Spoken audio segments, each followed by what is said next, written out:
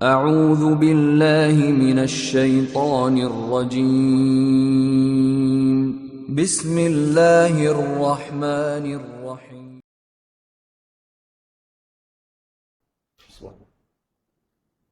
الحمد لله إن الحمد لله نحمده ونستعينه ونستغفره ونؤمن به ونتوكل عليه ونعوذ بالله من شرور أنفسنا ومن سيئات أعمالنا من يهده الله فلا مضل له ومن يضلل فلا هادي له أشهد أن لا إله إلا الله وحده لا شريك له وأشهد أن محمدا عبده ورسوله أما بعد فقد قال الله تعالى في محكم تنزيل العظيم فرقانه المجيد أعوذ بالله السميع العليم من الشيطان الرجيم من همزه ونفخه ونفثه يا أيها الذين آمنوا اتقوا الله حق تقاته ولا تموتن إلا وأنتم مسلمون فإن أحسن الكلام كلام الله وأحسن الهدي هدي محمد صلى الله عليه وسلم وشر الأمور محدثاتها وكل محدثة بدعة وكل بدعة ضلالة وكل ضلالة في النار. எல்லா புகழும் ஏக இறைவன் அல்லாஹ் ஒருவனுக்கே. அவன் தனித்தவன், இணைதுணை இல்லாதவன்.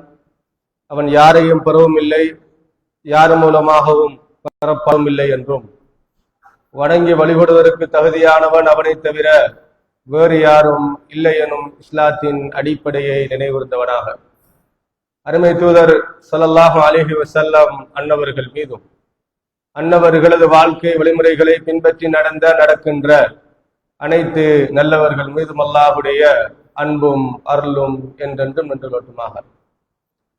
அன்புக்கும் பெருமைப்புக்கும் உரிய இஸ்லாமிய சகோதரர்களே, வாலிபர்களே, நண்பர்களே, அல்லாஹ் சுப்ஹானஹு வ தஆலாவினுடைய மிக பெரும் அருளால்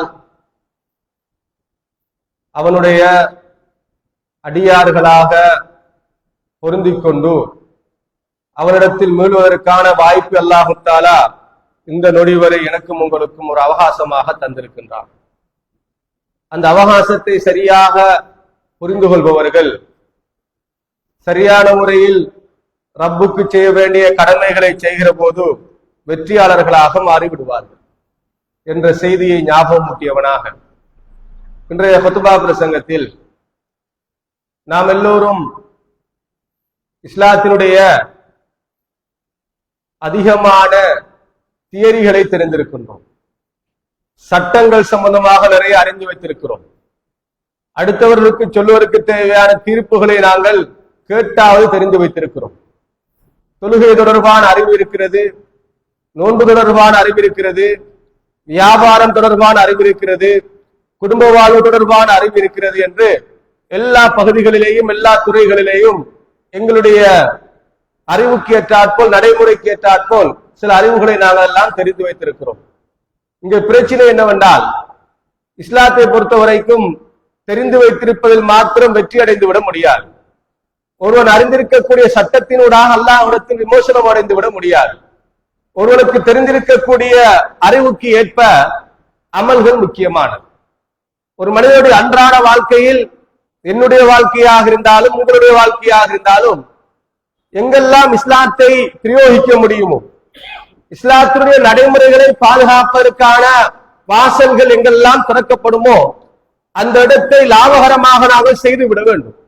அவைகளை விட்டும் நாங்கள் தாண்டி செல்வோமாக இருந்தால் உண்மையில் நாங்கள் ஒரு வேடு சுமந்திருக்கக்கூடிய கழுதைகளை போல அல்லாஹு தஆலா முன் சென்ற சமுதாயத்தை குறித்து சொல்லுகிற நேரத்தில் அல்லாஹு தஆலா வேடுகளை சுமந்த கழுதைகளை அல்லாஹு தஆலா சொல்லுகிறான். கொஞ்சம் யோசித்து பாருங்கள். இந்த இடத்தில் அமர்ந்திருக்கக்கூடிய யாருக்காவது ஒருவருக்கு பரலான தொழுகையினுடைய பெருமதி தொடர்பாக அறியாத தெளிவில்லாத ஒருவர் இன்றைய ஜும்மாவில் இருக்கிறாரா என்றால் நிச்சயமாக இருக்க முடியாது. ஆனால் ஏன் எனக்கு மத்தியில் பரலான தொழுகை வீணடிக்கப்படுது என்று கேள்வி கேட்டால் அதற்கு பூரணமான எங்களிடத்தில் கிடையாது. வியாபாரம் தொடர்பாக மோசடி செய்யக்கூடாது என்ற அறிவு இல்லாத யாரும் வியாபாரத்தின் பக்கம் கிடையாது.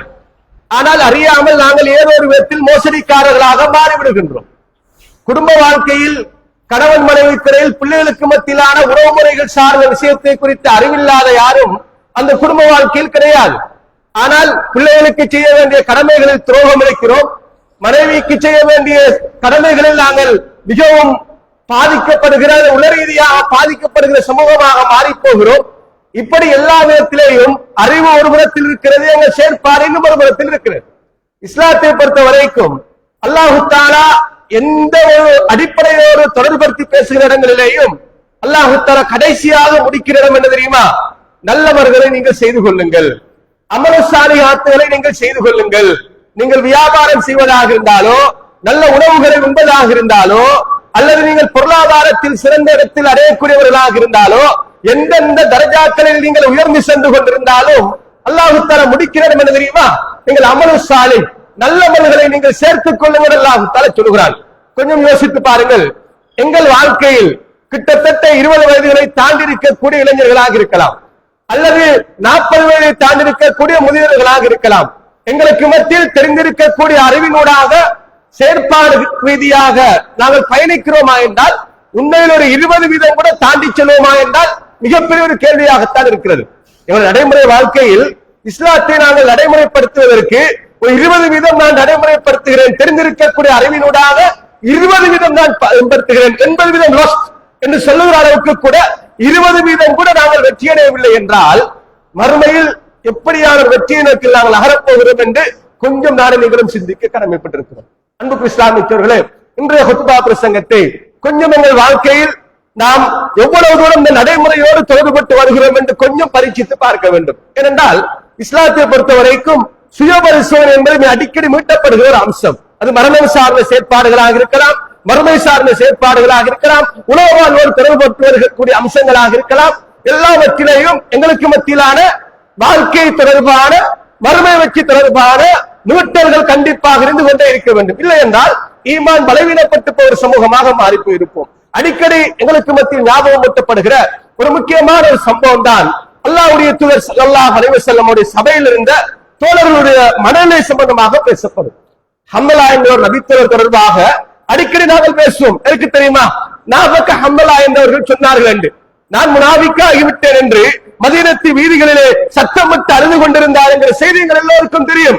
வேறு கலந்தாக தெரியுமா, நாங்கள் எந்த இடத்தில் நாங்கள் தோற்று போகிறோமோ அதை அவர்கள் மீட்டி பார்த்தார்கள்.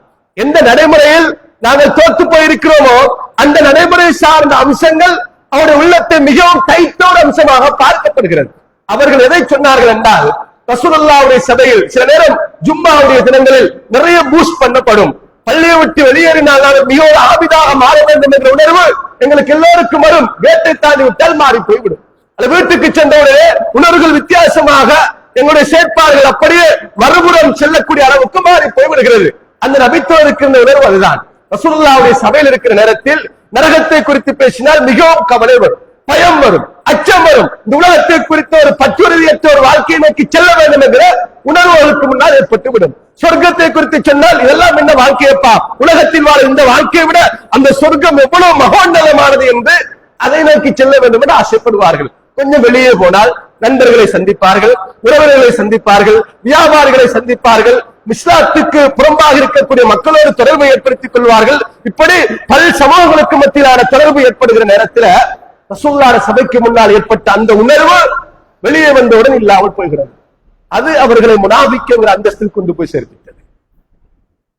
அவர்கள் எங்க கொண்டு போச்சுன்னா, ரசூலுல்லாஹ்வுக்கு முன்னால் உணர்வு ரீதியாக அந்த தொடர்பு வெளியே வருகிற போது அந்த உணர்வு இல்லாமல் போகிறது, அந்த டச் இல்லாமல் போகிறது. இது ஒரு நிஃபாக்குடைய அடையாளமாக அவர்கள் பார்த்தார்கள். நாம் அந்த டச்சை கூட செக் பண்ண தேவையில்லை. எனக்கு ஃபர்லை குறித்த ஒரு அறிவு இருக்கிறது. இஸ்லாத்துடைய மிகப்பெரிய ஒரு கடமையாக இஸ்லாம் போதிக்கப்படுகிறது. ஃபர்லான ஒரு தொழுகை ஒரு மனிதனுக்கு மத்தியில் விடப்படுகிற போது அவரை குஃபர் என்கிற அந்தஸ்தில் இஸ்லாம் கொண்டு போய் சேர்ப்பிக்கிறது. வேண்டும் என்று தொழுகை விடுகிற ஒரு அடியானை இஸ்லாத்தை விட்டு தூரமாக்குது என்றால், இந்த அறிவு எனக்கு மத்தியில் இருந்து கொண்டு ஏதோ ஒரு கவனக்கலைப்பின் காரணமாக தொழுகையை விட்டு நான் தூரமாகிறேன் என்றால், இது அந்த சஹாபாக்களுக்கு மத்தியில் இருந்து போராட்டம் அல்ல. அவர்கள் ஜமாஅத்தை பேணினார்கள், சுன்னத்துக்களை பேணினார்கள், முடியுமான நல்ல மனிதரை செய்தார்கள், ஔராதுகளை ஓதினார்கள், தஹஜ்ஜுதுகளை தொழுதார்கள், குர்ஆனில் அதிகம் ஈடுபாடு காட்டினார்கள். இதெல்லாம் செய்து கொண்டு ரசூலுல்லாஹ்வோடு இருந்த அந்த சபையில் இருந்த உணர்வு இல்லாத போது நிஃபாக் என்றார்கள். யோசித்து பாருங்கள், எத்தனை அவுராதுகள் ஒரு நாளைக்கு நாங்கள் ஓதுகிறோம், எத்தனை தஸ்பீகள் நாங்கள் செய்கிறோம், எத்தனை இஸ்திக்பார்கள் செய்கிறோம், எத்தனை முன்பின் சுன்னத்துக்களை நாங்கள் தொழுகிறோம். குறைந்தபட்சம் 2 ரக்காத்துக்கள் சுன்னத் தொழுது படுக்கக்கூடிய உணர்வு எங்களுக்கு மத்தியில் இருக்கிறதா? அல்லது இன்றைய நாள் அல்லது நேற்றைய தினம் 5 நேர தொழுகைகளையும் பேறுதலாக நான் தொழுவேன் என்று சொல்லி ஜும்மாவுக்கு வந்தவர்கள் எத்தனை பேர்? அறிவில்லாமல் இல்லை. விட்டால் பாவம் என்று தெரியும், குற்றம் என்று தெரியும், தண்டிக்கப்படுவோம் என்று தெரியும், இஸ்லாத்துக்கு மறுக்குமான மிகப்பெரிய போராட்டம் தொழுகையிட்டால் இருக்கிறது தெரியும். தெரிந்து கொள்ளும் விடுகிறோம் என்றால் நடைமுறை வாழ்க்கையில் இஸ்லாம் இல்லை என்றால் அல்லாஹ் தஆலா அதைத்தான் வசியத்தாக சொல்கிறான், வலா தமூதுன்ன இல்லா வ அன்தும் முஸ்லிம். எப்படி வந்தாலும் மௌத்தா போல அல்லாஹ் தஆலா சொல்ற வசியத், வலா தமூதுன்ன இல்லா வ அன்தும் முஸ்லிமூன். முஸ்லிம்களாக அன்று மட்டும் நீங்கள் மௌத்தாகிறார்கள். முஸ்லிம்களாகத்தான் ஒருவர் மௌத்தாக வேண்டும். அது இல்லையா, அந்த உணர்வு இல்லையா, அந்த மௌத்தை நோக்கி நீங்கள் நகர்ந்து விடக் கூடாது என்று இஸ்லாம் சொல்கிறது. கொஞ்சம் யோசித்து பாருங்கள். அன்றாட வாழ்க்கையில் சாதாரணமாக இந்த ஜும்மாவுக்கு வந்திருப்பவர்களில் மன உளைச்சலோடு பொருளாதார ரீதியான மன உளைச்சலாக இருக்கலாம், மனைவி மக்களுடனான மன உளைச்சலாக இருக்கலாம், குடும்ப உறவு ரீதியான மன உளைச்சலாக இருக்கலாம்.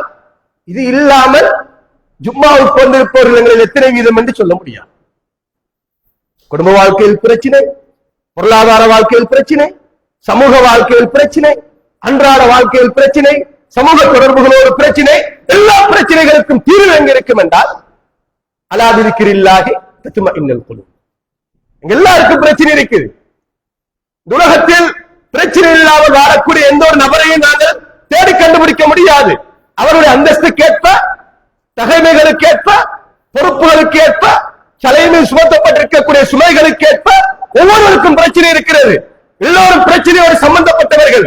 அல்லாஹ் தஆலா சொல்கிறான், இந்த பிரச்சனையிலிருந்து நீங்கள் விடுவிக்கப்பட வேண்டுமாக இருந்தால் உங்களுக்கு இருக்கக்கூடிய ஒரே ஒரு ஆப்ஷன் அலா பிதிக்ரில்லாஹி தத்மஇன்னுல் குலூப். அல்லாஹ்வை நினைவு கூறுகிற உள்ளங்களை தவிர வேறு யாராலும் நிம்மதி அடைய முடியாது. அல்லாஹ்வை நினைவுபடுத்துகிற, அல்லாஹ்விடத்தில் மூழ்கிற, அந்த அல்லாஹ்வுடைய குதிரத்துகள் ராத்துகள் சம்பந்தமாக சிந்திக்கின்ற, அல்லாஹ்வுக்கு செய்ய வேண்டிய கடமைகள் சார்ந்த விஷயங்களில் ஐப்பனுக்கு இல்லாமல் செய்ய வேண்டும் என்று ஆசைப்படுகிற, அவன் புறத்தில் மூழ்கிற மனிதர்களை தவிர வேறு யாரும் இந்த உலகத்தில் நிம்மதியாக வாழ முடியாது. அதனால்தான் அல்லாஹ்வை தவிர வேறு ஆப்ஷன் இல்லை என்ற முடிவில் அல்லாஹ்வுடைய தூதரோடு வாழ்ந்த தோழர்கள் இருந்ததால் தான் போராட்ட அழைப்பு விடுத்தால் குடும்பத்தை பார்க்க ஓடி போனார்கள். பொருளாதாரத்தை பார்க்கவில்லை, விரைந்து சென்றார்கள்.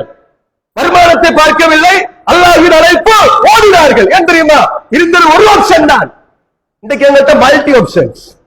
அல்லாஹ்வை ஒரு 3வது 4வது நிலையில் தான் வைத்து யோசிக்கிறோம். எல்லா முயற்சிகளையும் செய்வது அல்லாஹ்வை மறந்து, எல்லா பிரார்த்தனையும் செய்வது அல்லாஹ்வை மறந்து, எல்லா ஹராத்தையும் செய்வது, எல்லா வட்டியோடும் சம்பந்தப்படுகிறது, எல்லா பலாய் முசீபத்துக்கு முன்னால ஒரு 2 ரக்காத் தொழுதா நல்லா இருக்குமே என்று எப்ப யோசிப்பது? கடைசி ஆப்ஷன். அன்றைய தோழருக்கு இருந்த பெஸ்ட் ஆப்ஷனும் லாஸ்ட் ஆப்ஷனும் அல்லாஹ்வை தவிர யாரும் இல்லை என்பதுதான். ஆனால் தான் உயிரை மாய்ப்பவர்களுக்கு இலகுவாக இருந்தது. இன்றைக்கு உயிரை மாய்ப்பதல்ல, சுபகுக்கு எழும்புவதற்கு கஷ்டமாயிருக்கு. என்றால் அல்லாஹ் என்ற ஆப்ஷன்லே இல்லை. என்ற தலைகள்ல ரப்பை குறித்த எண்ணங்கள் பெரும்பாலும் இல்லை. பேசினால் குர்ஆன் சுன்னா என்று வாயில் சொல்லிவிட்டு செல்கிறோம். ஆனால் தான் அல்லாஹ் சுப்ஹானஹு வ தஆலா திருமறையில் சொல்லுகிறான், நீங்கள் சொல்லாதத அல்ல நீங்கள் செய்யாதத தயவு செய்து சொல்லாதீங்க என்று சொல்ல காரணம் என்ன தெரியுமா? இந்த இஸ்லாம் ஒரு தியரிட்டிக்கலான ஒரு மார்க்கம் அல்ல, ஒரு தியரியை பேசுகிற மார்க்கம் அல்ல, பிராக்டிக்கல் பண்ணக்கூடிய மார்க்கம். அதனால்தான் குர்ஆனில் அல்லாஹ் தஆலா அடிக்கடி பயன்படுத்துகிற குர்ஆனிய வசனங்களில் தஅல்லும் என்ற வார்த்தை அல்லாஹ் தஆலா பயன்படுத்துவார். தெரியுமா? ஒரு லேர்னிங் ஸ்டைல். இது படிச்சு போட்டு ஒரு ரீடிங் ஸ்டைல் அல்ல, ஒரு லேர்னிங்கோடு சம்பந்தப்பட்டது. பெரும்பாலும் வாகனத்தை ஓட்டுபவர்கள் வாகனம் ஓட்டாமல் இருந்தால் திடீரென்று வாகனம் இருந்தால் கொஞ்ச நேரம் ஓடல, டிரைவ் பண்ணல என்பது தெரியுமா? லேர்னிங் ஸ்கில்ஸ் மறக்காது, சில நேரம் மீட்டப்பட வேண்டும் என்ற உணர்வு வரும். இது எங்கிட்ட வரணும். இல்லை என்றால் நாங்கள் மிகப்பெரிய ஒரு நஷ்டவாளிகளாக மாறிவிடுவோம். அதனால் தான் அல்லாஹ் சுப்ஹானஹு வ தஆலா திருமறையை சொல்லுகிற நேரத்தில் என்ன, இஸ்லாத்தில் நீங்கள் பூரணமாக நுழைந்து விடுங்கள். பார்ட் பேமெண்ட் அங்கு கிடையாது. ஒரு 5 வீதம் நுழைவோம், 10% வெளியே நிற்போம், இன்னொரு டைம் 50% உள்ள வருவோம். அது கிடையாது இஸ்லாத்துல. இஸ்லாத்தில் நீங்கள் பூரணமாக நுழைந்து கொள்ளுங்கள். அந்த பூரணமாக நுழையக்கூடிய ஒரு அடியானுக்குத்தான் வெற்றிகரமான முடிவுகள் அமையும் என்பதை நாங்கள் புரிந்து கொள்ள வேண்டும். அன்புக்கும் பெருமைப்புக்கும் உரிய இஸ்லாமிய சகோதரர்களே, அல்லாஹ்வுடையார்களே, ஏனென்றால் நாம் வாழுகிற இந்த காலம் மிக கடினமான ஒரு காலமாக நாங்கள் பேசிக் கொள்கிறோம். டைம் செகண்ட் கணக்கில் பேசப்படுகிற ஒரு காலம். டைம் வேஸ்ட் ஆகிடப்படாது யோசிக்கிறோம். அதில் குறிப்பாக 40களை தாண்டி விட்டால் இன்னும் ஒரு 20 வருடம் வரப்போகிறோமா தெரியாது. 40 தாண்டோட 40 வேஸ்ட் ஆகிவிட்டது பின்னால் யோசிக்கிறோம். இல்லை இஸ்லாமியர்களே, ஏனென்றால் ஒரு டைமுடைய பெருமதியை உணர்கிறார். எப்போ தெரியுமா? நடைமுடிகளை காணுகிற நேரத்தில், முடி வளர்க்கிற நேரத்தில், பிள்ளைகள் கொஞ்சம் வளர்கிற நேரத்தில், பிள்ளைகளுக்கு செலவழிக்க வேண்டும் என்ற உணர்வுக்கு தள்ளப்படுகிற நேரத்தில், தேவைப்பாடுகள் கூடுகிற நேரத்தில் நேரத்துடைய பெருமதியை உணர்கிறான். இந்த பெருமதி இஸ்லாம் எங்க சொல்வது தெரியுமா? உனக்கு வாலிபம் இருக்கிற நேரத்தில், துடுக்கி தருகிற நேரத்தில், சுமைகள் தலைக்கு ஏற்றப்படாத நேரத்தில், சுதந்திரமாக தெரியக்கூடிய நேரத்தில் அந்த வாலிபத்தை பயன்படுத்து. ஏன் தெரியுமா சொல்லிச்சு? நீங்கள் வேலைப்படவுக்கு தள்ளப்படுகிற நேரம், ஃப்ரீயா இருக்கக்கூடிய நேரம், அல்லாஹ்வுடைய ஒரு தூரம் நீங்கள் தொடர்பாக இருந்தீர்கள் என்பதற்கு மிகப்பெரிய காரணியாக மாறிப்போம். அன்புக்கு இஸ்லாமியர்களே, கொஞ்சம் மனசாட்சி தொட்டு கேட்டு பாருங்க. உதாரணமாக நேரங்களை கலைப்பதற்கு, கவனங்கள் குறைந்து செல்வதற்கு ஏராளமான ஆப்ஷன் இன்றைக்கு எங்களுக்கு முன்னால் இருக்கு. ஒரு காலம் எங்கள் முதியவர்கள் தடவி தடவையாவது குர்ஆன்களை ஓதிய ஆட்கள் இருக்கிறார்கள். இன்றைக்கு குர்ஆனுக்கான எல்லா வாய்ப்பும் இருக்கிறது. ஓத தெரியாதவர்களும் தாராளமாக ஓதுவதற்கு எல்லாரும் கையிலேயும் போன் இருக்கு. ஒரு 70 வயதுக்கு குறைந்த யாருக்கிட்டையாவது ஸ்மார்ட் போன் இல்லைங்கிற ஒரு ஆள் எல்லாத்தையும் இருக்கு. அதுலயும் நாங்க எந்த அளவுக்கு பெருமை பேச ஆரம்பித்தோம் தெரியுமா? 2 நோயாளிகள் தங்களுடைய நோய்க்கு மருந்து பிராண்ட் பேசிக் கொள்கிற காலம் இது. 2 பேரும் டயபெட்டிஸ் தான். 2 பேரும் என்ன விரும்ப தெரியுமா? 2 பேரும் நோயாளியை ஒத்துக்கொள்வதில்ல. நான் இந்த ஹாஸ்பிட்டல்ல ட்ரீட்மெண்ட், இவர் இந்த ஹாஸ்பிட்டல் ட்ரீட்மெண்ட். ஹாஸ்பிட்டல்ல பெருமை பேசுகிற காலம், அல்லது எடுக்கக்கூடிய மருந்துல பிராண்டில் பெருமை பேசுகிற காலம். 2 பேரும் நோயாளிகள். தான் நோயாளி என்பதை மறந்து எதில் பெருமை பேசுகிறோம்? தாங்கள் பயன்படுத்தக்கூடிய பொருளில் பெருமை பேசக்கூடிய ஆட்கள் தான் எதை மறந்துட்டோம் தெரியுமா?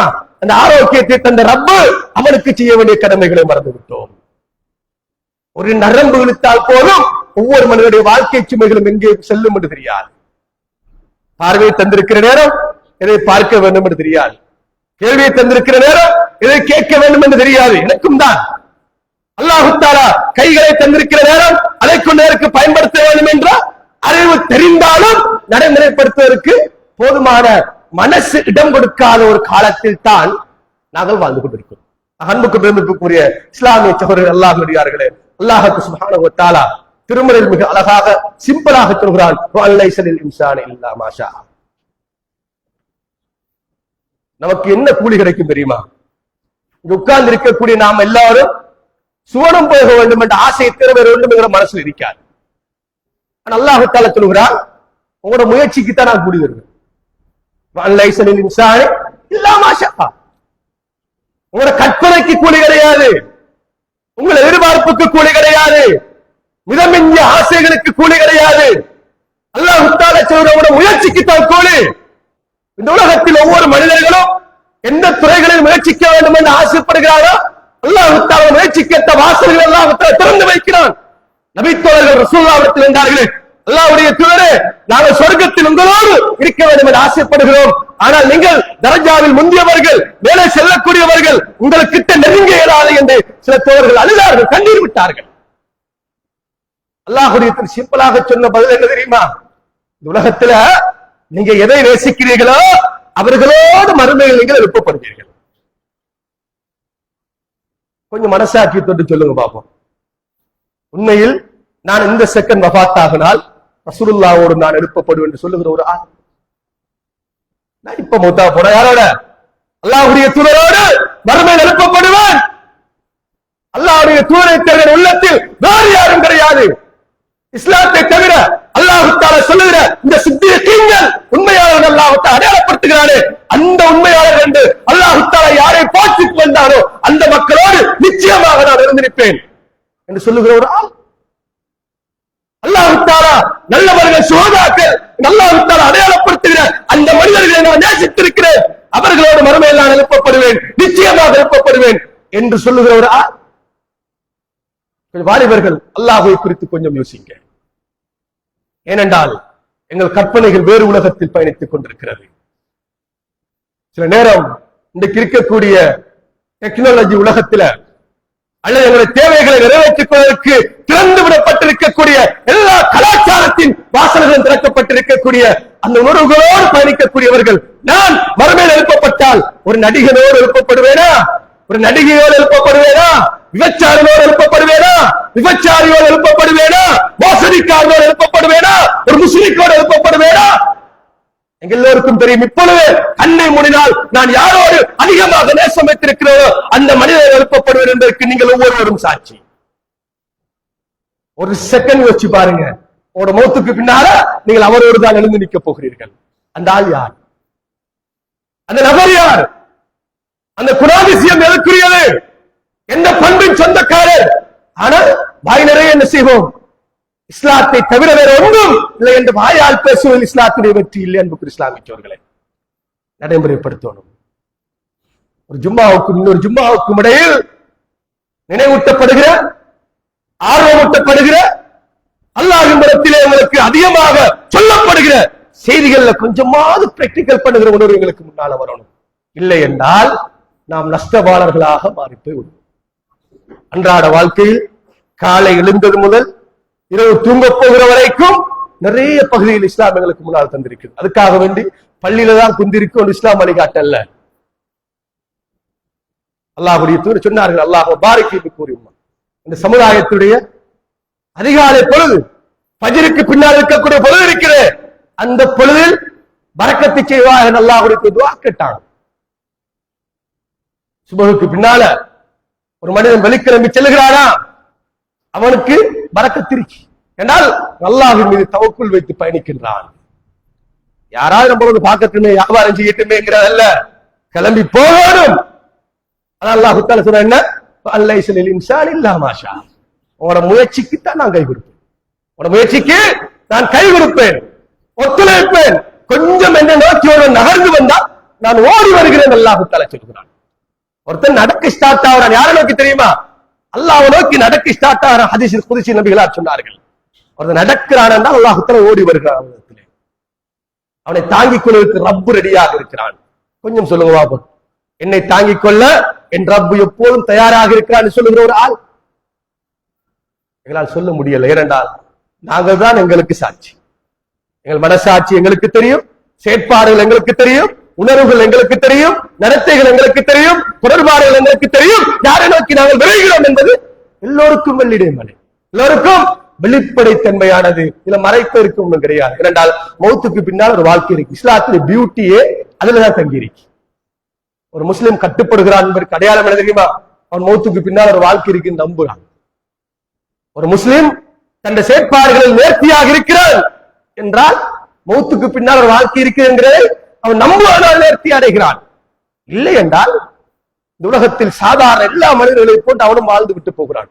அவன் பயப்படுகிற, அவன் பயந்து நிற்கிற ஒரே ஒரு இடம் அந்த மௌத்துக்கு பின்னால் இருக்கக்கூடிய வாழ்க்கை. என்றால் அதுக்கு பின்னால் ஒரு 3 விஷயம் அவனை பின்தொடர்ந்து வரும்.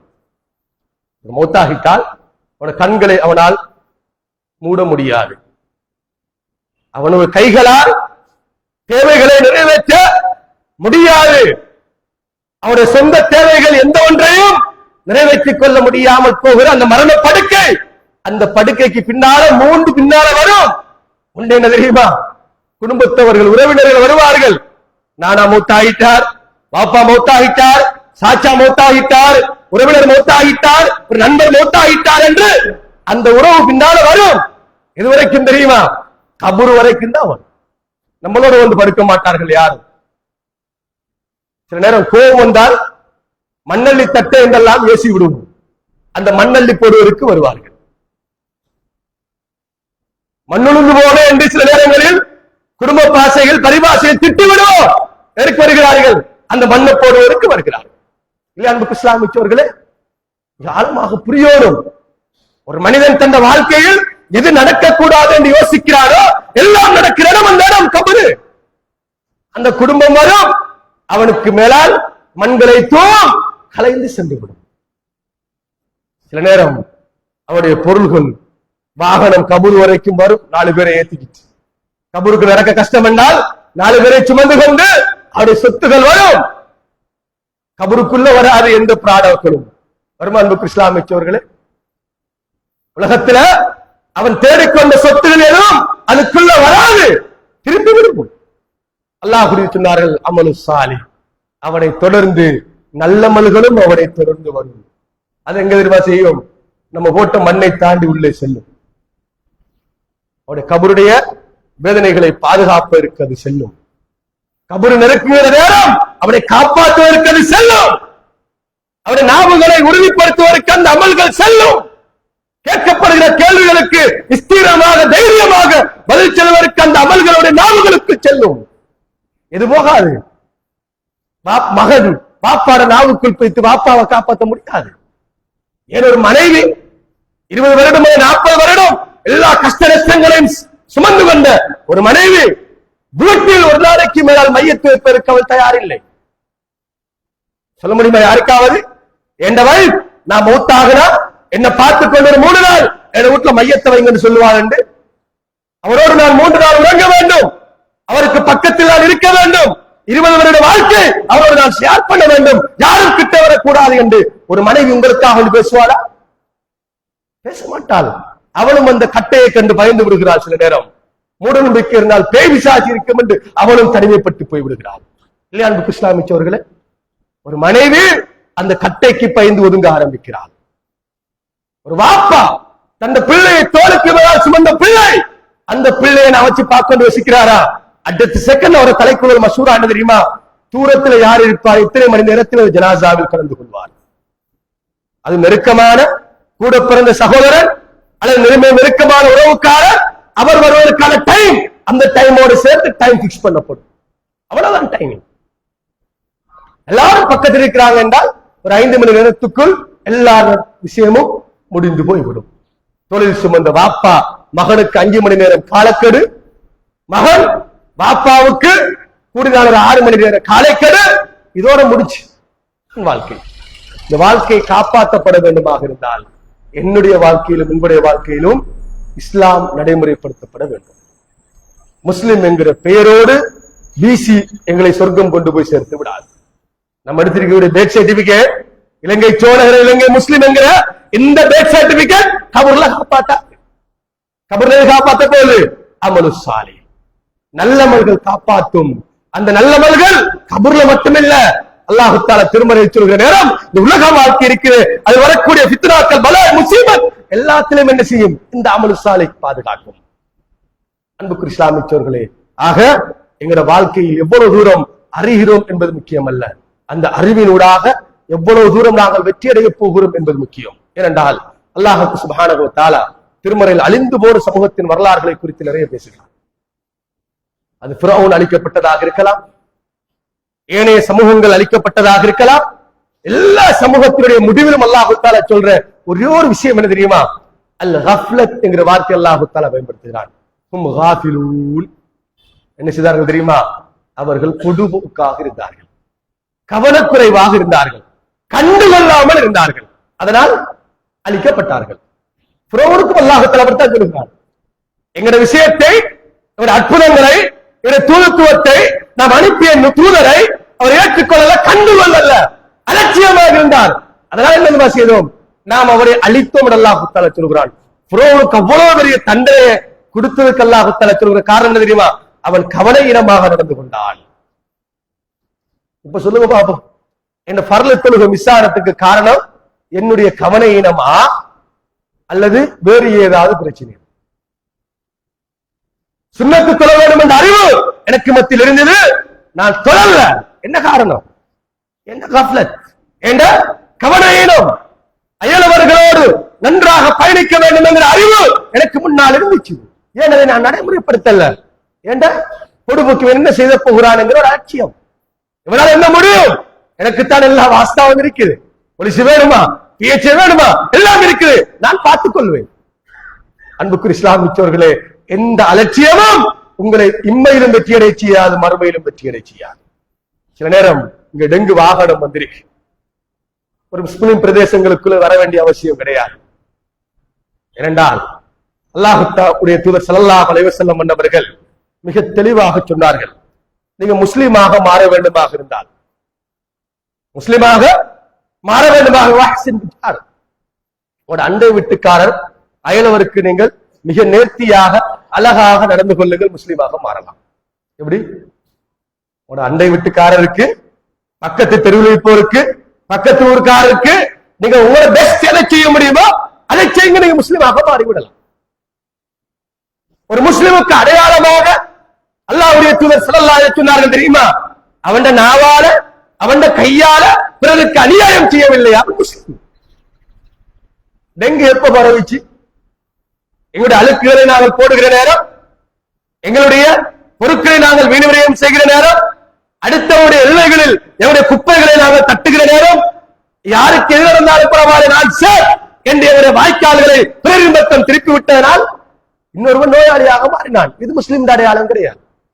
இஸ்லாம் ஒரு சாதாரணமான எல்லா விஷயங்களிலேயும் அடுத்தவர்களை பேணிக் கொள்ள வேண்டும் என்று பேசிச்சது என்றால் எங்கட ஊர்களுக்கு சட்டங்கள் அவசியம் கிடையாது. இறுக்கமான சட்டங்கள் தேவையில்லைனால் முஸ்லிம் நாங்கள் முஸ்லிம் என்கிற அடையாளம் மட்டும் போதும் எங்களை தற்காத்து பாதுகாத்து வாழ்ந்து கொள்ள வேண்டும் என்றால், அன்புக்கு இஸ்லாமியர்களே, என்னுடைய வாழ்க்கையிலும் உங்களுடைய வாழ்க்கையிலும் மிக அதிகமாக பாதுகாக்கப்பட வேண்டிய அம்சம் தெரிந்த அறிவை நடைமுறைப்படுத்துதல். தெரிந்த அறிவை நடைமுறைப்படுத்துதல். சுப்ஹானல்லாஹ்வை குறித்து அறிவிருக்கிறதா? சொல்லிக் கொள்வோம். அஸ்தக்ஃபிருல்லாஹ் என்கிற வார்த்தையை குறித்து அறிவிருக்கிறதா? அஸ்தக்ஃபிருல்லாஹ் சொல்லிக் கொள்வோம். லா இலாஹ இல்லல்லாஹ் முஹம்மது ரசூலுல்லாஹ் என்கிற கலிமாவை குறித்த அறிவு தெளிவிருக்கிறதா? அதை தாராளமாக பயன்படுத்திக் கொள்வோம். இப்படி ஒரு சின்ன சின்ன வசனம் கொண்டு பெரிய இபாதத்துக்கள் எங்களுக்கு முன்னால் எதெல்லாம் இருக்கிறதோ, என்னால் செய்ய முடிகிற சந்தர்ப்பம் வந்தால் அடுத்த முறை செய்வோம் என்கிறதை பிற்போட்டு விடாதீர்கள். நபிகளார் சொன்னார்களே, அதுவும் கொஞ்சமாக இருந்தாலும் சொற்பமாக இருந்தாலும் கண்டினியூவாக செய்யுங்க, அதுல நன்மை இருக்கு. திடீரென்று ஒரே நாள்ல விடிய விடிய கால்வைங்கிற அளவுக்கு நின்று வணங்க போடு வணங்கி சுபஹில்லாம படுக்கக்கூடிய இபாதத் இஸ்லாம் சொல்லல. உன்னையால ஒரு கெப்பாசிட்டிக்கு 2 ஓதையிலுமா 2 ரக்காத் தொழ முடியுமா, 10 ஆயத் தொழ முடியுமா, ஓதிக்கும். இது உன்ன கெப்பாசிட்டி. இதை கண்டினியூவாச்சு ஒரே நாள்ல எல்லா சுமைகளையும் தலையில போட்டு அடுத்த நாள் நீ பொதுபோக்கானவனாக மாறிவிடாது. இஸ்லாம் அப்படி கைட் பண்ணல. இஸ்லாம் என்ன செய்யல? அப்படி கைட் பண்ணல. இந்த கஃப்லத் இருக்குது, இதுல இருந்து நீ பாதுகாக்கப்பட வேண்டுமாக இருந்தால், இந்த பொதுபோக்கில இருந்து நீ வெளியே வர வேண்டுமா இருந்தால் இஸ்லாம் சிம்பிளான சில வழிகாட்டலை சொல்லிச்சு. அது முதலாவது வழிகாட்டல் என்ன தெரியுமா? ஹாஃபிது அலா ஸலவாத்திக். ஒரு 5 கால தொழுகையை நீங்க பாதுகாத்துக் கொள்ளுங்க, நீங்க பொதுபோக்காளர்களாக வரமாட்டீங்கன்னு இஸ்லாம் சொல்லிச்சு. இதுல 5 கால தொழுகை இருக்குது, இதை நாங்க பேணிக்கொண்டால் நான் ஒரு லேசி மேன், ஒரு சோம்பேறி கிடையாது.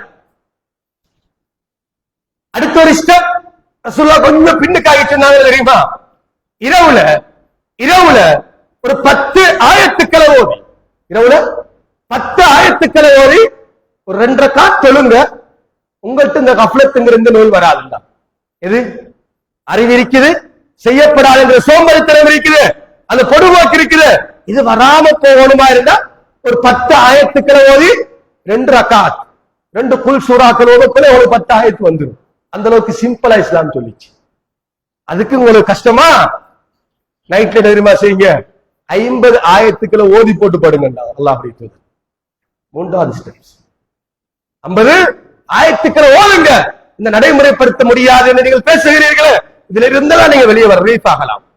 இஸ்லாம் சொல்லுகிற சிம்பிளான தீரன்புக்கு இஸ்லாமியர்களே, அல்லாஹ்வுடைய தூதருக்கு அல்லாஹ் தஆலா சொல்லுகிறான், நீங்க தெரியுமா செய்யுங்க, நீங்க இந்த கஃப்லத்திலிருந்து வெளியே வரணுமாக இருந்தால் திக்ர் செய்யுங்க. அல்லாஹ் தஆலா ரசூலுல்லாஹ்வுக்கு சொல்லுகிறார்.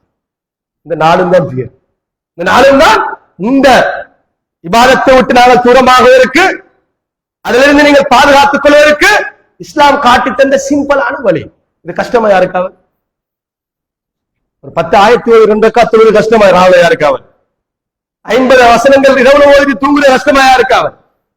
5 கால தொழுகையை பேணி பாதுகாப்பது யாருக்கும் கஷ்டமா? சிம்பிளான வழி. ஆனால் எங்களுக்கு கஷ்டமா இருக்கு.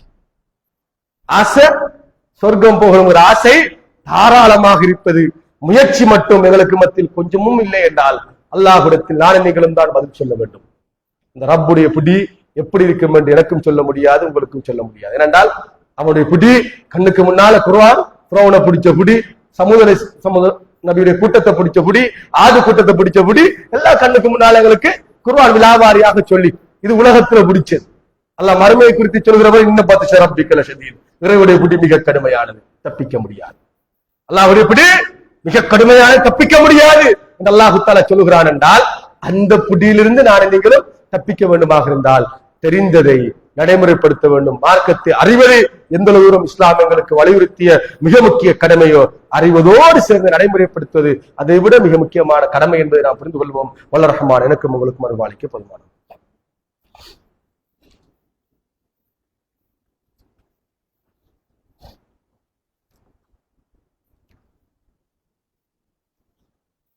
அல்ஹம்துலில்லாஹ் அல்ஹம்துலில்லாஹி அல்லதி ஹதானா லிஹாதா வமா குன்னா லினஹ்ததிய லௌலா அன் ஹதானா அல்லாஹ் வஸ்ஸலாத்து வஸ்ஸலாமு அலா ரசூலில்லாஹ் முஹம்மது அப்துல்லாஹ் அம்மா பஅத். குறிப்பாக இன்றைய சந்ததிகளுக்கு மத்தியில் நடைமுறைப்படுத்த முடியாமல் போவதற்கான மிகப்பெரிய காரணிகள் சிலது இருக்கிறது. அதுல முதலாவது எங்களோட கையில் இருக்கிற மிகப்பெரிய ஒரு திருடன் மொபைல் என்கிற ஒரு திருடன். ஜஸ்ட் சாடையா பார்த்துருவோமே என்று போனை எடுத்தால் 2 மணி நேரங்கள் பார்த்து விடுகிறோம். என்னவோ வருகிறது என்று பார்ப்போம் எடுத்தால் பார்த்து விடுகிறோம். அந்த மொபைலுக்குள் இருக்கிற இன்னொரு முக்கியமான விஷயம் தான் ஸ்க்ரோல் என்று சொல்லப்படுகிற அடுத்து என்ன வரும் மட்டும் மேலே தள்ளி கொண்டு போகும். ஒன்றை பார்க்கிறோம், அடுத்தது என்ன, அடுத்த தள்ளுகிறோம், அடுத்தது என்ன தள்ளுகிறோம். ஒரு 5 வீடியோ பார்த்துருவோம். முதலாவது என்ன வீடியோ பார்த்தாலும் நமக்கும் தெரியாது, பார்த்தாலுக்கும் தெரியாது. அவ்வளவுதான் எங்களுடைய அறிவுக்கும் எங்களுடைய டைம் வேஸ்டுக்கும் இடையிலான இடைவெளி என்பதை நாங்கள் புரிந்து கொள்ள வேண்டும். ஸ்க்ரோல் என்கிறது ஒரு கல்ச்சர் ஈவெண்டாக, ஒரு மனிதனுடைய ஒரு கலாச்சார ஒரு நிகழ்வாக மாறுகிற அளவுக்கு இன்றைக்கு இந்த உலகம் அப்படி வச்சிருக்கு. ஸ்க்ரோல் என்கிற ஒரு பகுதி. இன்னொரு பகுதி இருக்கும் என்றால் பெரும்பாலும் ஒரு பயனற்ற விவாதங்களில் எங்களுடைய கால நேரங்களை செலவழித்துக் கொள்வோம். தேவையில்லாத சப்ஜெக்ட்ல மூக்க நுழைப்போம், அதிலேயே மணித்தியால கணக்கில் போய்கிட்டு இருப்போம். சில நேரம் இந்த வாட்ஸ்அப் குரூப்கள் நிறைய விவாதங்கள் நடக்கும். எல்லா விவாதங்களுக்கும் டைம் வேஸ்ட் பண்ணிக்கிட்டே இருப்போம். வீட்டு வேலைகள் ஒரு புறம் இருக்கும், எங்களுடைய பொருளாதார தேவைகள் ஒரு புறம் இருக்கும். ஆனால் டைம் முழுக்க அதுக்கு அப்படி எடிக்ட் ஆகி அதிலே சண்டை பிடிச்சு கொண்டே இருக்கும். இது ஒரு பகுதி. இன்றைய காலத்துல இபாதத்தை விட்டு தூரமாகிற ஒரு பகுதி. சில நேரம் ஒரு திட்டமிடப்படாத ஒரு வாழ்க்கை முறைக்குள்ள நாங்க போயிடும். ஏதாவது நடந்தா ஒரு அபூர்வமாக கராமத்துல நடக்கிற மாதிரி நடக்க வேணுங்கிற அளவுக்கு தான் நிறைய பேருடைய வாழ்க்கை முறையே இருக்கு. எப்பயாவது இருக்கா சான்ஸ் படட்டுமே என்று யோசிப்பது. முயற்சி வேற எங்கேயோ போகிட்டு இருக்கும், சான்ஸ் படணும் என்கிறது தலையில இருந்து கொண்டே இருக்கும். இதெல்லாம் இஸ்லாம் எங்களுக்கு காட்டுகிற ஒரு முறையான ஒரு திட்டமிடல் அல்ல. ஏனென்றால் அல்லாஹ் சுப்ஹானஹு வ தஆலா மிக தெளிவாக சொல்கிறான், ஃபமன் கான யர்ஜூ லிகா ரப்பிஹி ஃபல்யஅமல் அமலன் சாலிஹா. யாராவது என்ன பார்க்கணும்னு ஆசைப்பட்டார், எப்படி யாராவது என்னை சந்திக்க வேண்டும் என்று நீங்கள் விரும்பினால் எப்படி சந்திக்கணும் தெரியுமா? நல்லமல்கள் ஊடாக என்னை சந்தியுங்கள். அல்லாஹ் கூடிய கட்டளை. அல்லாஹ்வை சந்திக்கணுமாக இருந்தால், அல்லாஹ்ட்ட அப்பாயின்மெண்ட் போடணுமாக இருந்தால், ரப்பிடத்தில் நாங்கள் அடிமைகளாக பறைசாட்ட வேண்டுமாக இருந்தால் இது வேணும் கட்டாயம். எது? அல்லாஹ் தஆலாதான், வேற யாருக்கு அப்பாயின்மெண்ட் போட தேவையில்ல. நீங்க என்ன சந்திக்க வேண்டும், எங்கள் சந்திப்பை நீங்கள் விரும்பக்கூடியவர்களாக இருந்தால் அமலன் சாலை, நல்லமல்கள் ஊடாக என்னை தாராளமாக சந்திக்கலாம். யோசிச்சு பாருங்க பாப்போம். நாங்க இன்றைக்கு யாராவது விஐபி சந்திப்புக்கு 4 பேர் காலில் உள்ளோம். அல்லாஹ் தஆலா நீங்க என்ன சந்திக்கணுமாக இருந்தால், மனிதர்களையும் ஜின்களையும் நான் படைச்ச நோக்கமே அமல் செய்யணும் தான்.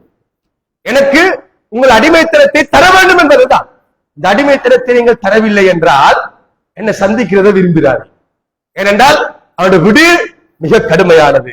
அவனை சந்திக்க விரும்புவர்களுக்கு அல்லாஹ் தஆலா மிக நேர்த்தியான அழகாக கற்பனைக்கு அடங்காத மிக பிரம்மாண்டமான சொர்க்கத்தை அல்லாஹ் தஆலா வைத்திருக்கிறான். அன்புக்குரிய இஸ்லாமியர்களே, நாம் அல்லாஹ்வை சந்திக்க வேண்டும் என்ற ஆசை இல்லாமல் இந்த உலகத்தில் யாருமே இல்லை. ஒரு மோமினுக்கு இருக்கிற மிகப்பெரிய சந்தோஷம் நாளை மறுமையில் அல்லாஹ்வை பார்ப்பதுதான், அவனுடைய அருள் வளங்களை அனுபவிப்பதுதான், ஒரு ரஹ்மத்தை பெறுவதுதான். அந்த ரப்பு நம்மோடு பேச வேண்டும் என்கிற ஆசைதான். அல்லாஹ் தஆலா நம்மோடு பேசணும், அல்லாஹ் தஆலா நம்மை தூய்மைப்படுத்தணும், அல்லாஹ் தஆலா அருள் பார்வையை எங்கள் மீது செலுத்தணும். செலுத்தினால் மட்டும்தான், இந்த 3 ஸ்டெப் நடந்தால் மட்டும்தான் ஒரு மனிதன் எங்க போலாம்? சொர்க்கம் போலாம். அல்லாஹ் தஆலா என்ன சொல்கிறார்? ஃபமன் கான யர்ஜூ லிகா ரப்பிஹி ஃபல்யஅமல் அமலன் சாலிஹா. நல்லமல்கள் ஊடாக எங்கள் சந்திப்பை நீங்கள் விரும்புங்கள் என்று அல்லாஹ் தஆலா சொல்கிறார் என்றால் அந்த அமல்களை செய்வோம். நடைமுறைப்படுத்துவோம். எங்களது தலையில் இருக்கிற அறிவு தாராளமா போதும்னு நினைக்கிறேன். இந்த மார்க்கத்தை நடைமுறைப்படுத்துவதற்கு தாராளமாக ரப்பை நிறுவதற்கு போதும். ஏனென்றால் அடுத்தவருக்கு சொல்வதற்கு நாங்கள் தெரிவித்திருக்கக்கூடிய ஃபத்வாக்கள் தாராளமாக என்கிற வாழ்க்கையை அழகுபடுத்துவதற்கும் தாராளமாக போதும். அந்த போதும் என்கிற உணர்வோடு மேலதிகமாக நடைமுறைப்படுத்திக் கொண்டே இன்னும் நிறைய விஷயங்களை தேடுவோம், படிப்போம். அல்லாஹ் சுப்ஹானஹு வ தஆலா நல்லவர்களுக்கு தயார்படுத்தி வைத்திருக்கக்கூடிய மேலான சொர்க்கத்தை நோக்கி செல்வதற்கு அன்றாட எங்களுடைய வாழ்க்கையை ஒரு இபாதத்துள்ளதாக, அருள் பொருந்தியதாக, ரப்புக்கு நேர்த்தியானதாக, ரூஹானியத்தான ஒரு வாழ்க்கையை அல்லாஹ் தஆலா ஆக்கியருள்வானாக. ஹதா மா இந்தி வல் இல்மு இன்தல்லாஹ் வ ஆகிரு தஅவானா அனில் ஹம்துலில்லாஹி ரப்பில் ஆலமீன்.